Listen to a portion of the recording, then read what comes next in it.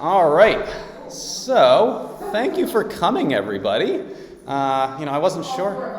Yes, all four of you. That's big. I had 2 weeks ago. So, yeah, it was Nicole and Katie Gingrich. So. You did not know that because last week there was like no tables. I know. Well, that's because I don't think Nicole was here last week. But we had tons of people here last week, and so we have a few. Were you here last week, Carolyn? Yes. You were. Okay. So we might be able to go through some of this pretty quickly. So Nicole, if you want to actually you're in the group on Facebook? Yes. So if you want to watch last week's session, you can just, if there's anything that we kind of glaze over kind of quickly, you can just watch it. But we're just going to start with some review from last week before we jump into this week's topics. Actually, this week's topics is just a continuation of last week. So conversations about truth and worldviews. There's going to be some parts of today that actually Paul's going to be much more informed to talk about than I am. So if you want to talk about the crusades and the inquisition and witch hunts, feel free to refer to Paul on that stuff. But we're just going to be continuing the basic subject of truth and worldviews today. So, but before we do that, let's just jump into some review from last week. Oh, hello, Chris. Hello, guys. How you doing, Allison? I'm in the way. Oh, you're all right. We tried to drop a question on us. Oh, okay. No problem. All right. Sounds good. Okay, so most of us were here last week. So first question is, what's the difference between classical and cultural tolerance? Now, the way I define cultural tolerance is modern tolerance. That was how we were defining it last week. Anyone want to jump in as to kind of the basic difference between these two definitions of tolerance? Anybody remember? It doesn't don't feel like you have to get it absolutely precise. It's just a general idea of what the difference between these two are. Cultural now? Yeah, modern tolerance, cultural tolerance. Accepting of everybody's belief systems is cultural tolerance? Yes, that's the gist of it. Yep, pretty much. And then what would be the more classical version of tolerance that we kind of grew up with, that idea of tolerance? Paul? When I define classical tolerance, I think about it in terms of recognizing that not every single person is going to believe every single tenet and still managing to coexist in society. Right, so there's this kind of putting up with, right, this bearing with what I say, a plurality of ideas, many different ideas out there. I might not like them, but I'm not going to lynch them. There you go, right, you're not being completely reactionary, right? You're not, lynching them or berating them or, doing those kinds of things. Whereas in cultural tolerance or modern tolerance, it's all about accepting one belief, which is the belief that you can actually accept conflicting views as being true, right? Which is actually impossible. So they create their own little religion or belief system of their own, and everyone else is wrong, right? Which would include Christians, which would include Muslims, anyone else that doesn't think that way. And so it's actually a very intolerant view, even by their own standard, because they don't tolerate those other views. So that's kind of the basic gist of it. We actually went into great detail on that last week. So if you want to know more about that, feel free to listen to last week's session. So what are some ways that our religions contradict each other? Right. So this kind of harkens back to that idea of religious pluralism, which some people will subscribe to, which is it's all pointing to the same truth, right? But that can't be possible if they're saying fundamentally contradictory things, right? Anyone remembers? You don't have to give me every single religion and how it contradicts Christianity, but can you give me how does Judaism contradict Christianity?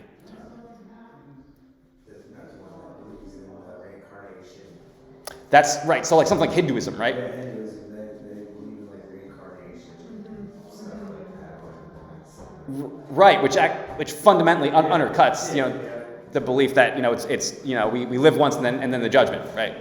You can't believe in reincarnation and not reincarnation at the same time, right?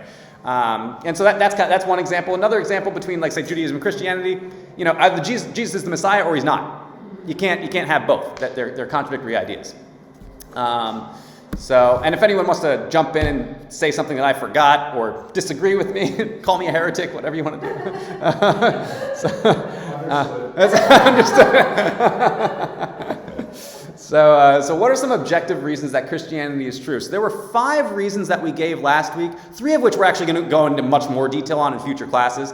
But you don't have to go into each reason and why they're true, but can you give me some objective reasons why Christianity is true?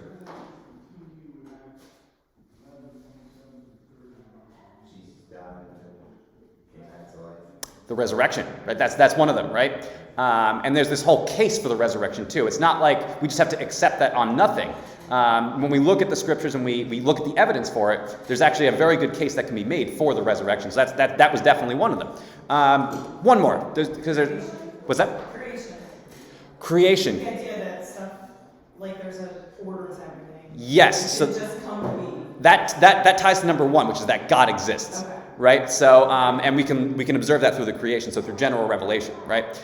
So that number one was that God exists, right? So that's or that there's evidence that God exists, rather. So, and that was through I've said it ad nauseum, I think, but I know not everyone has been here for every single class, but we have the teleological argument, right, which is the design argument that we can observe, like what Carolyn was saying, through the very apparent design of the universe, right? Then there's the moral argument, which is that, it makes no sense for us to have a universal morality if there's not an actual lawgiver to enforce that or to create that. And then finally, there's the cosmological argument, right, which is that the universe began to exist, nothing begins to exist that didn't have a cause, and therefore the universe has a cause, which we call God, right? So all these things point to God as evidence for God. So do contradictory religious experiences discount all religious experiences? And if they do or don't, why?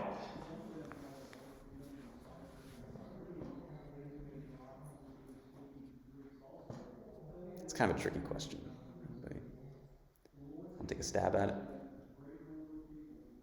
Want to take a stab at it? Well, we can't discount all religious experiences. We all have the opportunity to experience religious, divine revelation, Sure. or miracles in our lives. So that can't be true. Right. So just because you have two people, one from maybe another religion, that might have a religious experience, doesn't confirm their views, right? And kind of the example that I gave was Paul on the road to Damascus, right? So when he had this revelatory experience, it didn't confirm his previous Judaism, right? It was showing him a new way. It was prompting him to change, right? But really the underlying thought behind this is that that if there's ever disagreement, then they're both wrong, which is just a false premise, right? And we kind of gave the example of the car accident situation, right? Where you have a car accident, one person said there was 4 people in the car, another says there's 2 people in the car. Well, does that mean that we can't know? It's impossible to know how many people were in the car? No, you just figure out how many people were in the car and you discern the truth. So that's kind of, where that was going. I teach Islam to the 11th graders. One of the things that we talk about is the night of power that Muhammad claims. Mm-hmm. The Quran pretty much erupts into existence through what they claim to be the angel Gabriel. And one of the things we ask is, did it happen? Because we can't just assume it didn't happen. Sure. Now, we could have different interpretations as to what actually happened that night. Was it of God? I would hope in a Christian school we would say no.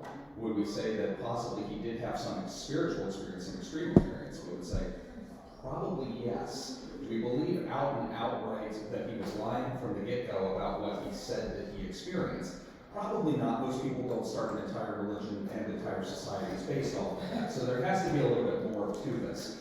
What we disagree on is the explanation of the experiences. Not necessarily it didn't. In fact, it could even be a demonic encounter. And Right. entertain that also. Right. As a possibility. But it's important to not explain these things, because if you're ever in a conversation with someone, the last thing you want to do is straw man their argument. You want to make sure, and what I mean by that is to make the most silly argument effigy that you can just burn and throw. I mean, yeah, that's easy to do.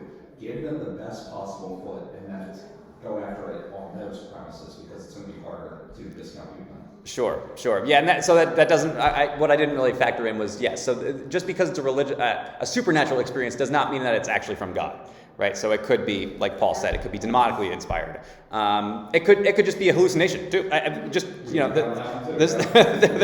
There's that explanation as well, right?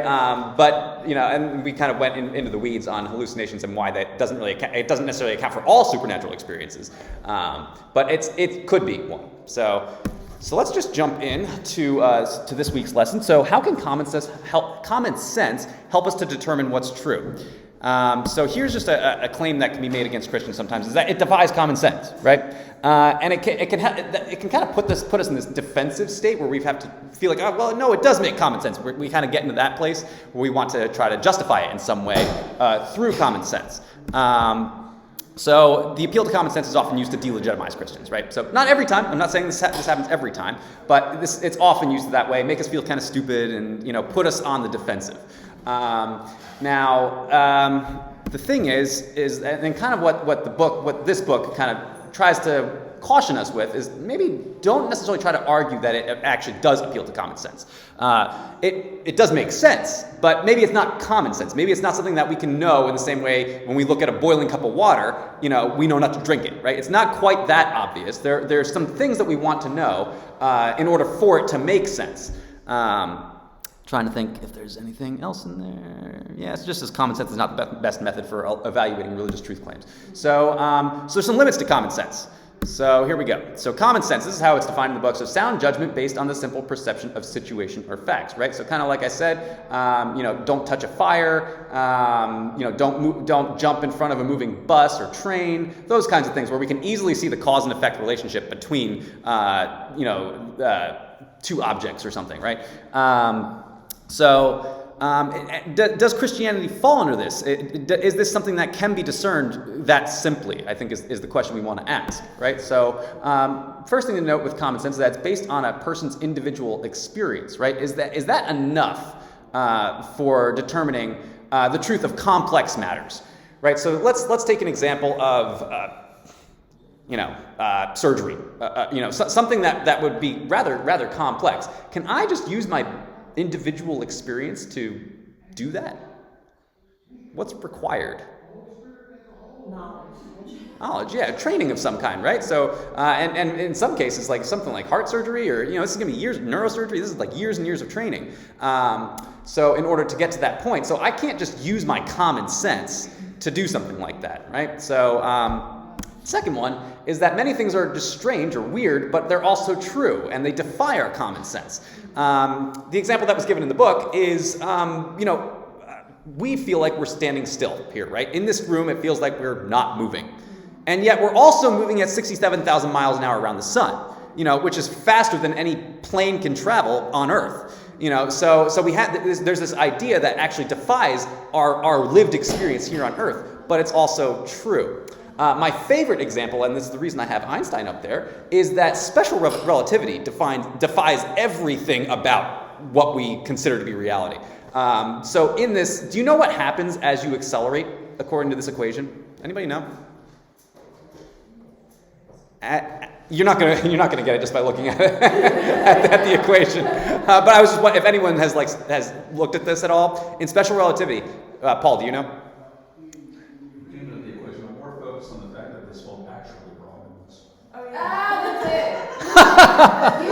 There you go. Actually, yeah, actually. But no, you don't know what happens when you accelerate. I would think that given the way that the universe works, unless there's some drag, we would keep accelerating indefinitely. So we might, yeah. There's actually. That's not where you're going, obviously. Yeah, right. So, yeah, it might be an exponential curve, but actually, there's a relationship between our mass and our acceleration. As we get faster and we continue to accelerate, our mass increases, which defies all of our common sense, right? I remember when I learned that when I was like, when I found out about that when I was in high school, and I'm like, that doesn't make sense because as I run faster, I burn more calories and I become small. Like that was like the way that a high schooler was thinking, was that I would actually become smaller. But there's this mathematical relationship between mass and as it approaches the speed of light. So that's what it's talking about. You're not going to see this unless you're approaching the speed of light, which is extremely, extremely fast, and humans have never even come close. But again, so just kind of making that point that there's this scientific reality that does not match our lived experience here on Earth. So it doesn't mean that it's not true, right? Just because it seems weird and defies common sense does not mean that it's not true. Okay, so this kind of Christianity isn't common sense, but it makes sense. Kind of fly right through this. So it kind of just defines to make sense means to be reasonable or comprehensible, which I think when you look at the whole of Christianity, Pastor Paul will tell you, as someone with theological training, it does make sense. You just have to know what you're looking at, right? So, and then Christianity makes good sense in the context of compelling reasons. So really not a whole lot that I said in that slide. That's okay. So if Christianity is true, why are there so many denominations? So we're going to shift gears a little bit. We're kind of on a new topic now. But this is another charge that's brought against Christianity. So how can Christianity be true if there are 40,000+ denominations with contradictory beliefs? So there's a couple things being said in that statement. One is that there's 40,000 denominations, so that's a huge number. And then secondly is that they have contradictory beliefs, okay? So we're going to kind of, over the next few slides, just kind of go through that and see, is that really true? And then secondly, does the existence of disagreement mean that Christianity is false? I've kind of said that a number of times at this point. Just because there's disagreement between two parties doesn't mean that they're both wrong, or that the whole thing's wrong, right? In this case, Christianity. Let's kind of talk about this. So in order for this to be meaningful, we have to know what it means to be a Christian, right? So if we're going to talk about denominations, well, what unites them, or what separates them, right? We have to know that, like, if there's a glue in this whole thing, right? So the common definition of what is a Christian is anyone who believes that they're trying to follow Jesus. So that's a pretty problematic definition, but it's one that's the common definition. That's what people use. I think is that the definition that the dictionary uses? I define it by the Wikipedia definition. Okay. You're not wrong. Whenever you're an organization that's trying to be secular, looking from the outside, you need to define what the parameters of the word Christian are. So how do you define it? Well, if you're going to define it, then you're probably going to get involved in theology in some way. But if you're a secular organization, you don't want to do that. You're trying not to. So you pretty much have to have the broadest definition possible. And usually if they're using the word Jesus, that's enough. So any attempt to follow Jesus, and whatever that means to you, it doesn't even mean that you're actually following Jesus' words. It just means that you're following the entity of Jesus in some way, shape, or form, even if it's only in your own head. That's kind of rough. So there's a long list of contradictory beliefs between these sects when it's defined this way. The way I can portray this is, okay, so you have someone like Paul, right, who has years of theological training, he's been a pastor for 10 years, knows the Bible pretty well, and different, books about the Bible, heretical books about the Bible he knows, so there's all sorts of, he has a lot of training behind this. And then you can have Joe Schmo on the street who, is a raging alcoholic, he's left his wife, he's, done every sin in the book, he doesn't really know anything about Jesus at all, and yet someone had told him that Jesus is a cool guy. And so because he considers himself to be a cool guy, well, I must be a follower of Jesus too, because I'm also pretty cool. So obviously that does not allow us to meaningfully define what it means to be a Christian. And of course you're going to have contradictory beliefs, because you can literally have an atheist being a Christian. And there's really no way to determine the difference between the two. So we have self-identification doesn't allow for meaningful definition of Christianity. So what does allow for meaningful definition of Christianity? So we have 5 biblical essential Christian doctrines that can be discerned from actually reading the Bible, right? So when we read the Bible, we come to find out that if you don't believe any of these things, you're not really a follower of Jesus, and you're not a Christian. So one God, right? So if you don't believe that there's one God, you're a polytheist, which is a problem, because we are to worship the one and true God, right? So Mormons fall into it's a problem for Mormons. The Trinity is they don't see Jesus as being as one God in 3 persons, right? They're all separate gods. I'm accurate in that, right? Good. So we have 3 separate gods there. It's a polytheistic religion. It's not Christianity. So that's number 1. Deity of Jesus. Okay, so this is also discernible from reading the scriptures. If you do not believe that Jesus is God, you're going to run into trouble. So Islam, right, has issues with that. They don't believe that Jesus is God. Jehovah's Witnesses also fall into trouble with this. They don't believe that Jesus is God. So what's that? Not in the same way of what the definition of God is, which is eternal, which they do not believe that Jesus is. Okay. So they don't fall under for a number of categories. That'd be the easiest one to describe. Okay, cool. Obviously, Jews don't believe that about Jesus either. So a lot of religions, a lot of other religions don't believe that. But Jehovah's Witnesses are an important one because they do actually, a lot of people will lump them together with Christians, and they're actually not a Christian sect.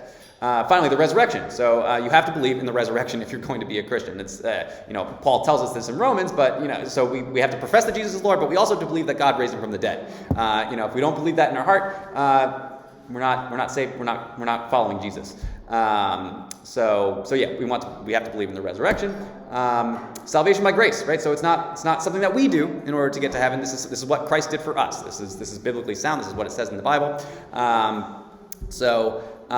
If we don't believe that, if we think it's something other than a salvation by grace, then yeah. Now that's not to say that there's not a place for works for doing good things, right? That's supposed to follow, right? So it's our works are kind of an evidence of our true faith and our salvation by our grace, but it is not the mechanism that saves us. It is Christ's atonement that did that. Finally, we have the gospel. So if we're going to just briefly, I'm just going to refer to 1 Corinthians 15. So I delivered to you as of first importance what I also received, that Christ died for our sins in accordance with the Scriptures, that he was buried, and that he was raised on the third day in accordance with the Scriptures, right? So what that kind of talks about that the other four don't is sin, right? So that he died for our sins, right? So we believe that he died for our sins, that he was buried, and that he was raised on the third day, right? And that's the gospel. If we disagree with any of this, so Christian Scientists actually run into trouble with this one because they don't believe in sin, right? So if you don't believe in sin, again, you're not a Christian. You're another religious group entirely. Okay, so now obviously that's going to limit that 40,000 to a much smaller number if we define Christianity in that way. Any questions on anything that I've discussed so far? Okay, pretty good.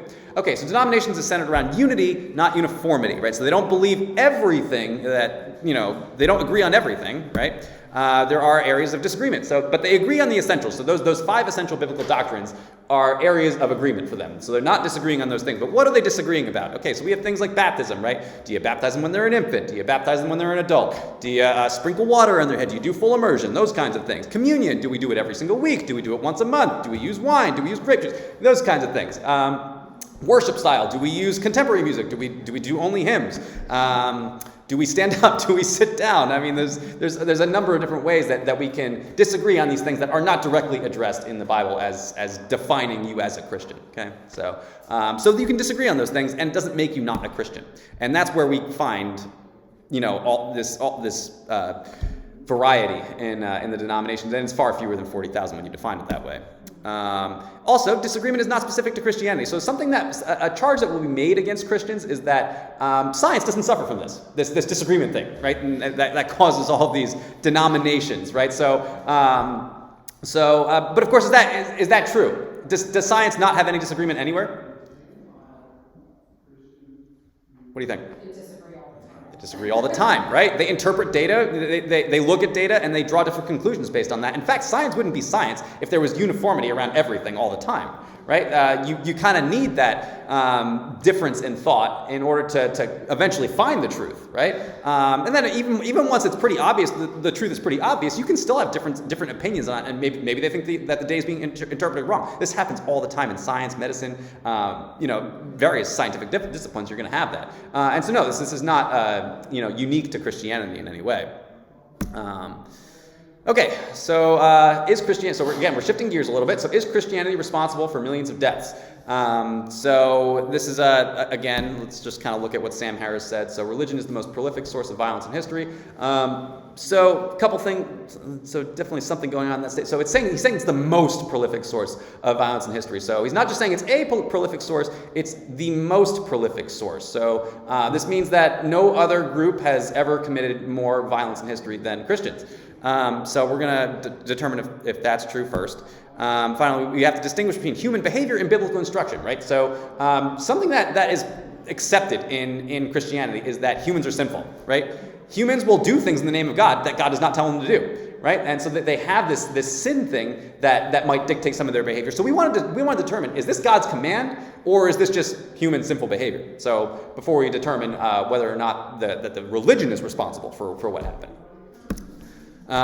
So we can only fault Christianity if support for those actions are in Scripture itself. Okay, and they usually point to the Crusades, the Inquisition, specifically the Spanish Inquisition, and witch hunts to justify this. Okay, so we're just going to very briefly go over those subjects. I don't know anything about people. We're going to pretend that for now. Suspension of disbelief. I teach this at the Okay, so the Crusades. So from a 1,000, 20,000 foot perspective, this is what the Crusades was going on.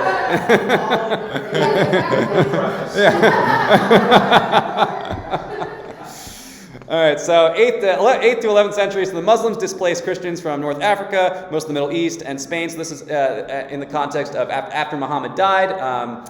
Muslims were becoming imperial, right? So they were going into different areas of the world, and they actually gained a lot of territory in the Middle East, specifically North Africa and Spain. Okay, so now it's not like there wasn't anyone here in these areas at this time. There were Eastern Christians that were in part of the Byzantine Empire that were specifically in the Middle East area, right? So the Holy Land area, and this is what happened. So in 1095 AD, Byzantine Empire makes a plea to Pope Urban to help them fight off. So Pope Urban is part of the Western Christian Empire, and he makes a plea to Pope Urban for help, right? For military help. Urban II, sorry, I sneezed. What's that? Oh, Urban II. Urban II. There you go. All right. I will listen. That might be me, or that might be my book. My book might have that wrong. So It wasn't over. You're fine. there you go. Not the Pope Urban, Pope Urban. Okay. So makes an appeal to Pope Urban II for help, and then Urban sends 9 military campaigns to regain the Holy Land. Okay, so it was ultimately unsuccessful. So they were unable to actually get the Holy Land. It stayed under Muslim rule at this time. But the point was to help the Byzantine Empire to retain some of its territory.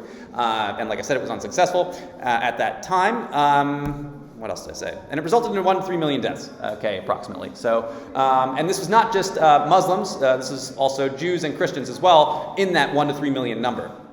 So, so the thing is with this, was this wrong? I just want to throw that out there. What was this, as this was stated, is this wrong?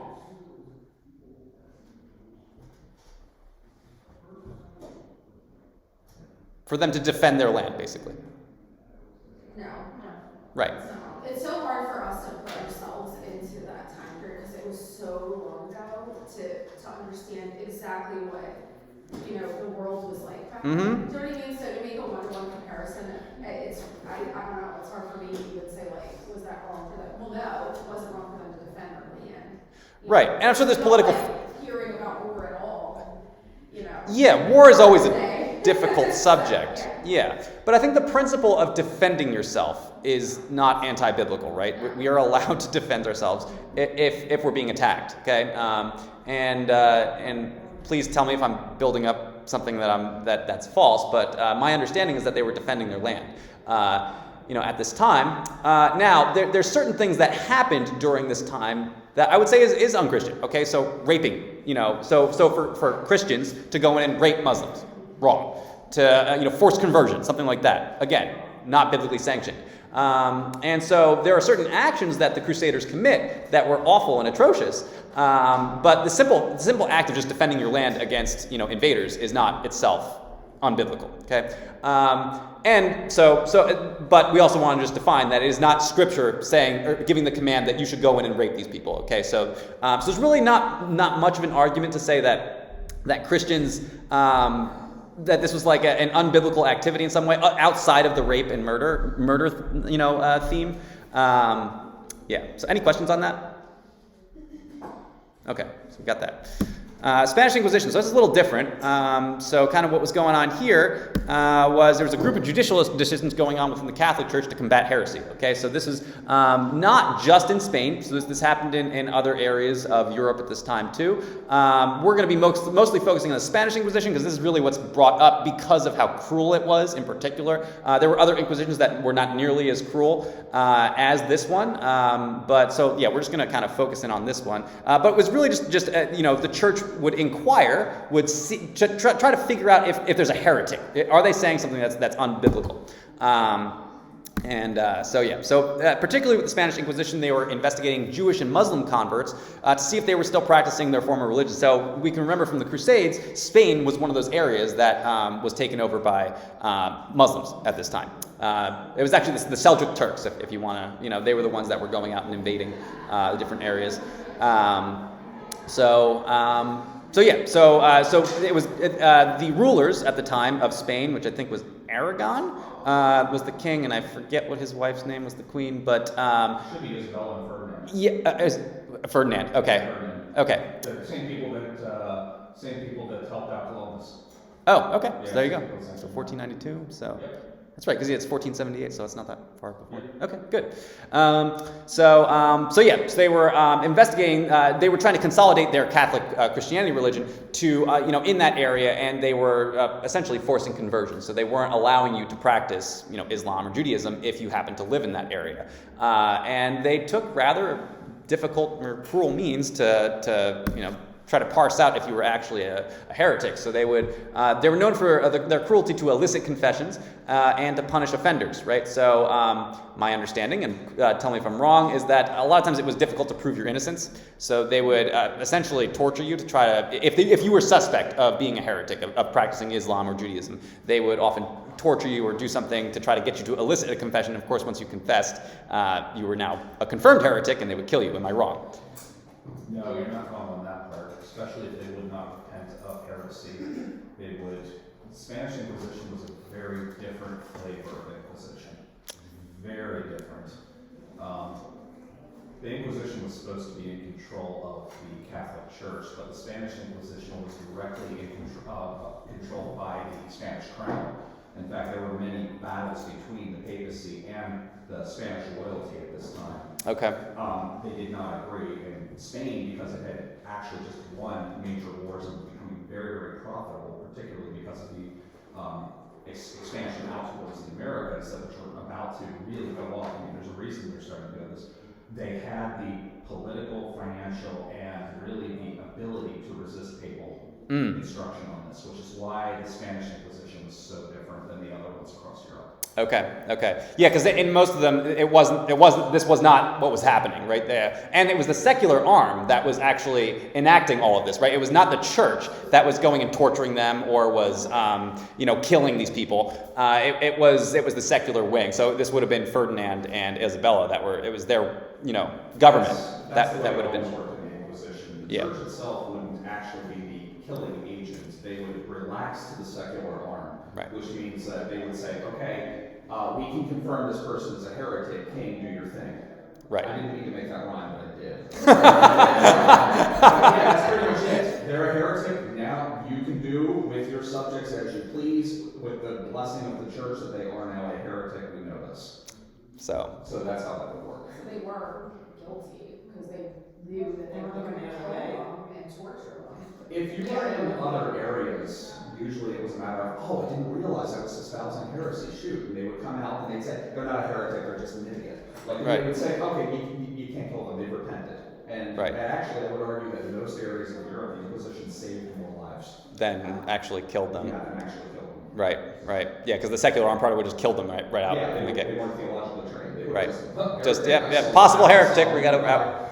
Yeah.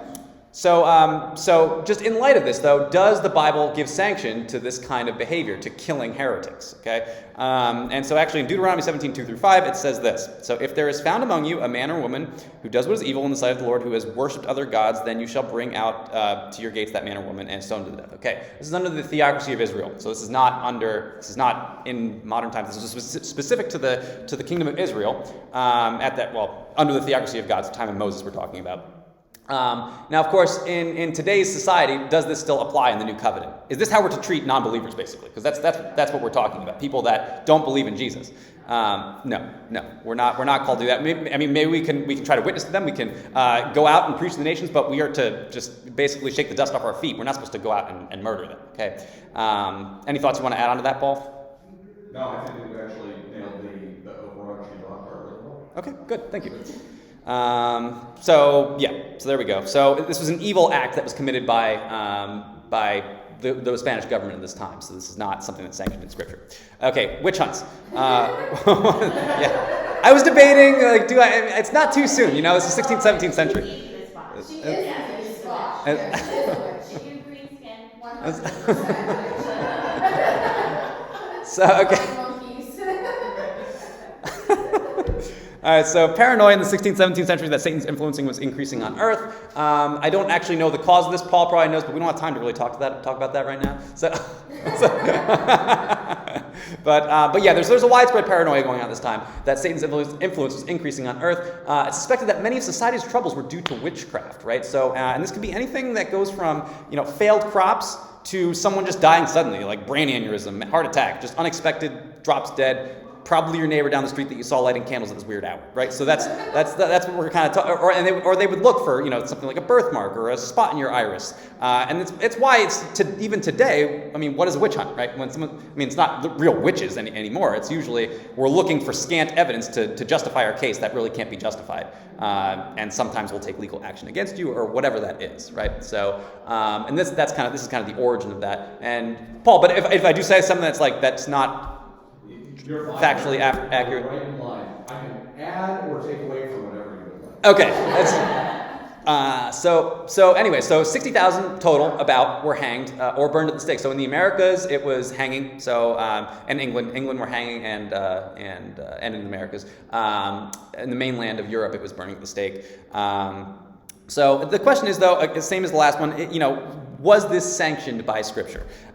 So we have two verses. We have Exodus 22:18, which says, "You shall not permit a sorceress to live." Leviticus 20:27 says, "A man or woman with a medium, who is a medium or a necromancer, which is basically a witch, shall be put to death." Okay. So again, we're talking about the theocracy under God, in the time of Moses, pre-Saul, and that's what this was. That's what this meant to be. I'm talking over my words. The application of this was meant to be carried out at that time. Of course, same thing as as the previous with the Spanish Inquisition. We're not supposed to just kill people because they have false beliefs or whatever. And we have examples of Peter coming into contact with a sorcerer. He doesn't kill him. He rebukes him, and that's what we can do too. I mean, we can rebuke someone for doing something that is evil or potentially harmful, or I mean, and if someone's life is in danger, restrain them, or if you have to take lethal action because someone else is going to die. I mean, that's kind of what that's more getting at. But if no one's in serious harm, we rebuke them, shake the dust off our feet, and witness them as best we can. Anything you want to add to that? Only that this seems to the world to be the most easy one, but for Christians, I think that this is the hardest one. If we really thought for a moment, if we really did have belief that there was somebody in the community that had gained powers from the devil and was using it to kill their neighbors, would we allow, even today, someone like that to go forward? Well, I think that's kind of that. So you can take legal action if someone's in serious harm like that. I would say that you. There was somebody doing serious harm and it actually, I think it's flipped on its head. Most people were inquisition's bad, crusades bad, witch hunts bad, but on all of them, this should have been the easiest one. Actually, I think it's the other way around. I think that the witch hunts actually offer up more questions that Christians need to consider within contemporary society. Like, if we really did believe that, would we really act that much better? Right. Or is that just us believing that we're better and then reading that back into the time? Yeah. The funny thing is, I remember, I hadn't thought about this in 30 years, but I remember learning about it in school, and this was all fake. There were no witches. Oh, yeah. People just wrongly accused, and Yes, you're that was the whole premise of. We even went to Boston. We did too. visited this, and the whole underlying story was this was so wrong, and people They just were all grabbed, and elected they were all, to and they were all murdered, and I'm just sitting here, I'm wow, I haven't thought about it that long. Yeah, the American expression of it wasn't just limited to Salem, it was the most famous one, but there were a number of books written by, I can't think of his name off the top of my head, that kind of defended the practice of witchcraft, but then the president of Harvard College, who was the guy's father, actually said, no, you guys are making huge mistakes, and they were all Puritans, so even within the Puritan community, there was a debate as to how to handle it. Particularly with Salem, they used something that was called spectral evidence. And spectral evidence was, I had a vision and I saw this person cursing this other person in the vision. That was admissible. That was admissible. Right. That, and there were people even during the time that are like, are you crazy? Like you can't use something like just that. That's So subjective. The equivalent. You're not allowed to use hearsay, but we are allowed to use spectral Vision. evidence. There was like a real big jurisprudence problem. Yeah. Well, that's just the thing, right? So you want substantial evidence. If you're going to accuse someone as serious as something like witchcraft, you're going to want to have a smoking gun or serious evidence that like a direct relationship between their actions and someone bursting into flames or something. But they never had that to my knowledge, right? At these times, and so that's what you would need to prove is that if you can make a case that this is an actual danger to society. There was something that seemed to be a danger to society, despite what Arthur Miller's play might say, which I do think is a great play, The Crucible, if anybody's heard of it. But there's one of the theories that I actually think holds a lot of water is ergot poisoning, which is actually part of the leavening process in bread. And it does affect people in the way that they were claiming. So is it possible that it did spread through the area and eventually work their way out of the system, and that's why it seemed like it? There's actually something to that. Interesting. This is one of those places. It would give fevers, hallucinations. Usually, it would be painful hallucinations to the point where you might even be screaming. What I was thinking when you were saying about them having spectral vision, like, what are they smoking? Exactly. What's the water there? Yeah, so that's one second place where I think secular explanations may have some ability here to maybe clarify. Does it mean there weren't witches in Salem? No, there very well could have been witches in Salem. Sure. Were they using their power to kill their neighbors? I have to at least say maybe, because Sure. But do I personally, would I be acting on it? I have a little bit of hesitation there, like quite a bit of hesitation. Yeah. So kind of my final thought on all these was, right, so the focus on Israel was maintaining purity through their works, right? So that was kind of what was going on in the pre-Christian era, whereas the focus of Christians is accepting the purity from Christ, right? So it's kind of a flipped way of looking at how we're supposed to behave in the world. We're not really trying to, we want to try to follow Christ and be as pure as we can, but we understand that we get it from Him. Right, so we're not going to kill people for being impure, right? That's kind of like the basic fundamental thing that I'm trying to communicate is that just being impure, which means like believing false things or whatever, does not make you worthy of death in the post-Christian era. So let's just What about millions of deaths from not Christians? Right. So Sam Harris kind of said that Christians are the most prolific source of violence in history. Let's just kind of look and see what some of these other regimes did. Okay, so Mao Zedong, 40 to 70 million. Okay, so just for some perspective, the total of those three was somewhere around 1.5 million, maybe 1.5 to 2 million total. Okay, Mao Zedong, 40 to 70 million of his own people. Joseph Stalin, 20 to 60 million of his own people. Adolf Hitler, 6 million Jews.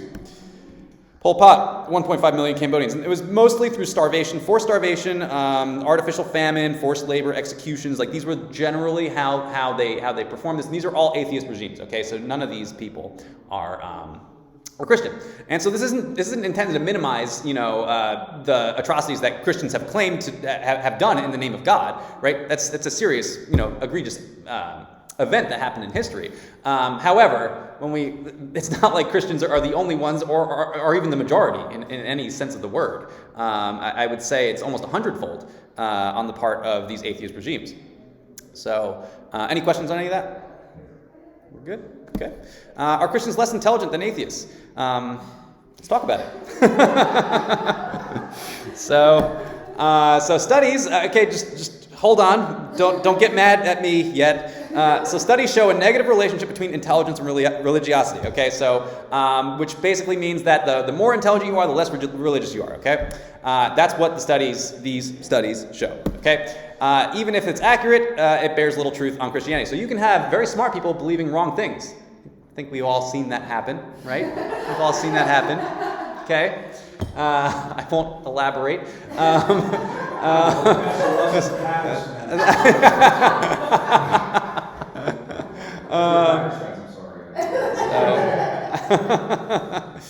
So let's kind of figure out what they were talking about with that. So there's two studies that are generally referenced. At least this is what the book references. So we have country level study findings that they use to justify this claim. It compared the average of national IQ with national percent of atheists. So it looked at each individual country. How much time do I have? I'm running out of time. So it looked at the whole country, right? Looked at their national IQ, so say between like 50 and 120 or whatever. So the higher the number, the smarter your country is. And it compared to the national of atheists in that country, okay? And what they found was that it showed the higher the intelligence, the higher percentage of atheists. Okay, that's what this particular study showed. Okay, problems with this study. Measuring intelligence is controversial for a number of reasons, right? Because it could be due to something that is not tied to religion in any way. It could be due to cultural factors, right? Your environment, your education obviously would have a lot to do with that, and it's not going to have anything to do with your religion. It could also have to do with healthcare, right? Economics. All these things can affect intelligence. So it's controversial to measure that just kind of on itself because there's other factors that can be influencing it. Also, calculating the percentage of atheists is also difficult due to methodological issues. So this could be low response rates, right? So a way that I kind of portray this is say you have a country and it's 90% Christian. Wouldn't that be nice? 90% Christian, 10% atheist. Okay, but when you put your survey out, it's only atheists that respond. And your country, say, has an IQ of 110, which is pretty good, right? Well, now it looks like you're in a very intelligent country, and it's also made up of complete atheists, right? Well, you're only made up of 10% atheists, but it looks that way because your survey only drew responses from atheists, okay? So that it gives this false perception that you're a highly atheist country, even though you're not. So that was an issue. There's also countries where it's illegal to believe in God, so are they going to respond? You know what I mean? That actually ties to peer pressure influence, right? Yeah. Which that's like And governmental there's influence. There's countries where it's illegal to not believe in the religion that they have there, so they're not going to respond accurately. Right. So those are some issues with it. Finally, we have it's only countries with an IQ range between 85 and 95 where there's even that correlation present. So say if you're in America, right, where you have a higher IQ level, so say, I don't know the number, but say it's 110, there's no relationship between religiosity and intelligence. It's the same, whether you're an atheist or you're a religious person, same likelihood of being intelligent. Same thing with lower IQ countries. If you have an IQ average of 70, also shows no relationship between your intelligence and your religiousness. Okay, it's only if you happen to fall in that band of 85 to 95, which were very specific areas of the world. It was mostly Central Asian, Southeast Asian, and South American countries, which, like I was saying earlier, can almost certainly be tied to cultural factors, economics, education, healthcare, those kinds of things.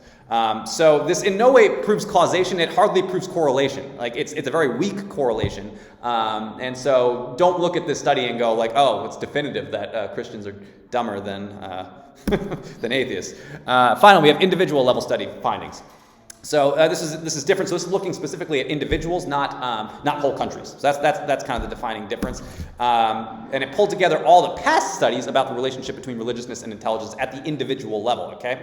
So this is we're going to go through why this is so problematic. It was a total of 63 studies. 35 of these studies showed a negative relationship between religiousness and intelligence. So like I was saying before, the higher the intelligence, the lower the religiousness. 35 of them. So that's added 63. So that's about half of them, right, that are showing that relationship. The other half two of them showed there was a positive relationship between religiousness and intelligence. So the more religious you are, the more intelligent you are. Okay, so that was 2 of them. And then the other 26 just said that there was no relationship at all. So this is not obviously conclusive that the more atheist you are, the more religious, the more intelligent you are. It really is inconclusive, and it showed that half of them said that there was no relationship at all. Yeah, but let's kind of just talk about some of the problems. So it was combining study results is problematic due to lack of standardization. So there was no standardization in this study. So remember how it combined all these other studies? Well, they varied in some very huge ways. So they varied in who they were studying. So we have pre-college teens in this group. We have non-college adults, and we have college adults. So pretty much covers the gamut. It studies everyone, pretty much. So there's no standardization with who. Finally, and then how many. So some of them had sample sizes of 20, some of them had sample sizes of 14,000, right? So the larger your sample size, hopefully the more generalizable it is because there's more people in it, right? That's assuming that it's not a targeted population. But really, some of them are generalizable, maybe, but a lot of them aren't, right? If they're as low as 20 people, that you can't generalize that to a whole population. So they varied in that. They varied in when they were done. Some of them go back as far as 1928. Okay, so you think of the culture in 1928 versus now, you're going to have very, very different results, right? Now it was a longitudinal study. It went from 1928 to 2012, I think, but it was studying like this behavior over time. And so, again, complete lack of standardization. A lot of them didn't study back in 1928. A lot of them studied very, it was like a bound by 1 year even.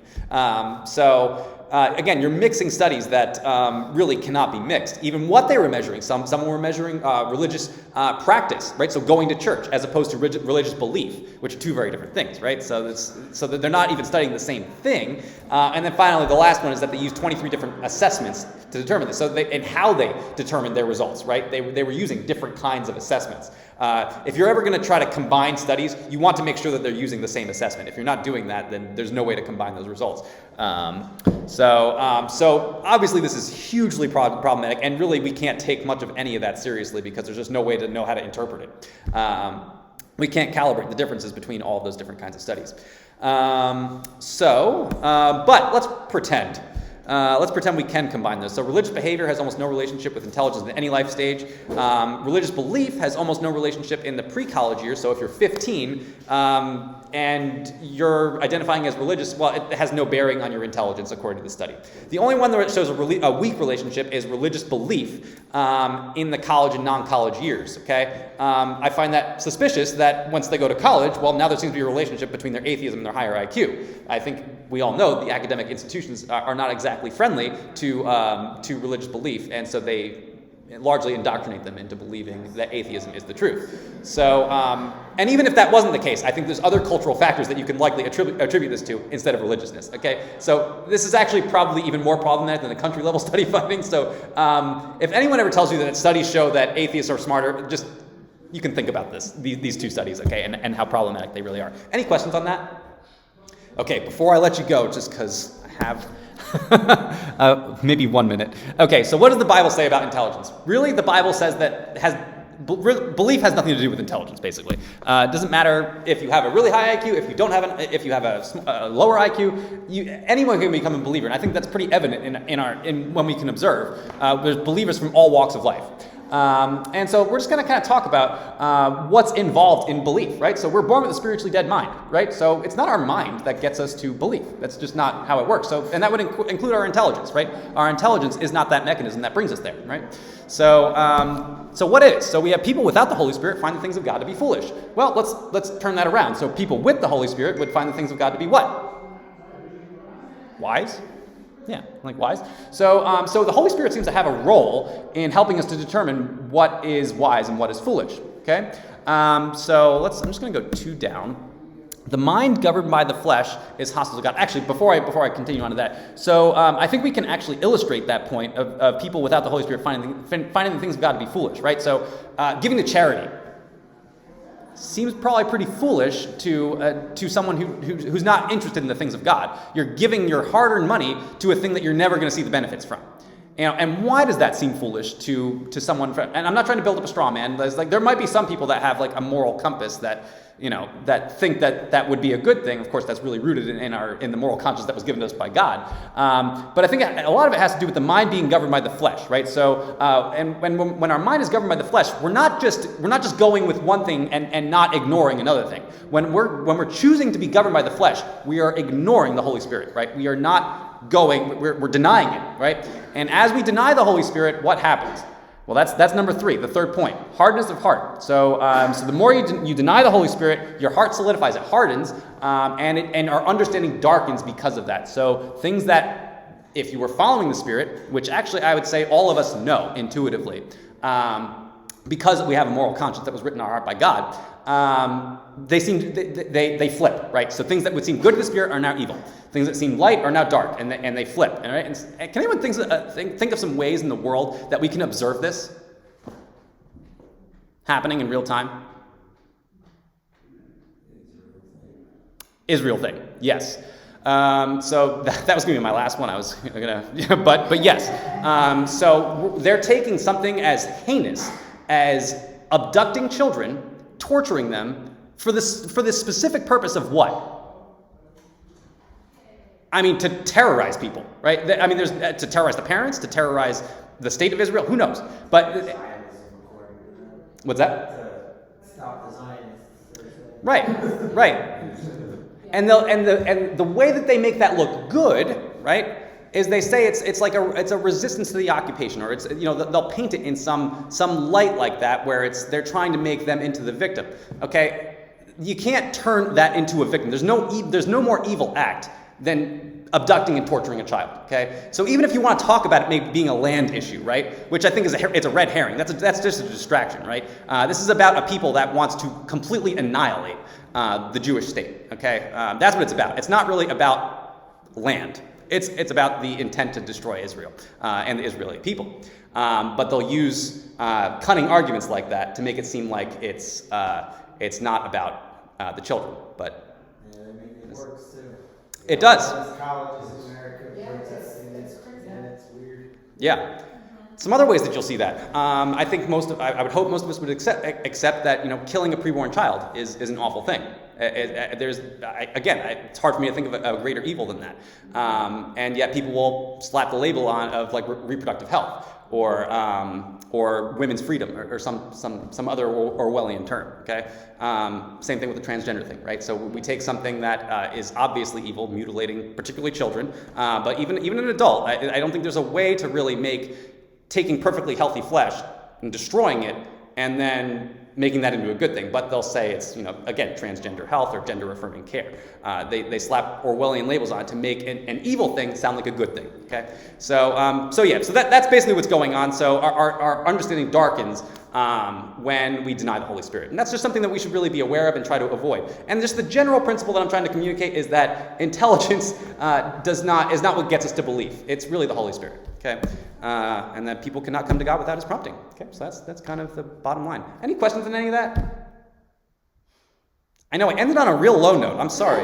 It's At least there was a heart at the bottom. it was a stony heart, but I just